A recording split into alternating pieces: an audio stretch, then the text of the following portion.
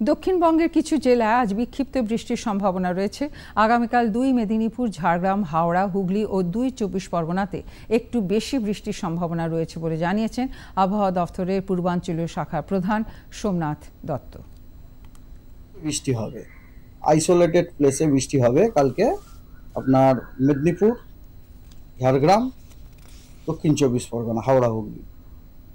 এবং পরশু দিন বৃষ্টিটা একটু স্প্রেড হবে নর্থের দিকে, আর সাউথের দিকে বৃষ্টিটা আপনার স্পেশিয়াল কভারেজটা একটু বেড়ে যাবে, হয়ে যাবে স্ক্যাটার্ড। হ্যাঁ, মানে দুটো মেদিনীপুর, দুটো চব্বিশ পরগনা, কলকাতা, এগুলোতে আপনার স্ক্যাটার্ড হয়ে যাবে। আর তার উপরে যে কতগুলো জেলা আছে, মানে মোটামুটি দক্ষিণের যে জেলাগুলো আর কি, তাতে আপনার আইসোলেটেড রেনফল। তাপমাত্রা এই ধরুন দক্ষিণবঙ্গে 32-এর মতো থাকবে আর কি, 31-32-এর মতো। আর ওই পুরুলিয়ার সাইডে আপনার 34 এরকম হয়ে যাবে, কখনো 35 হতে পারে আর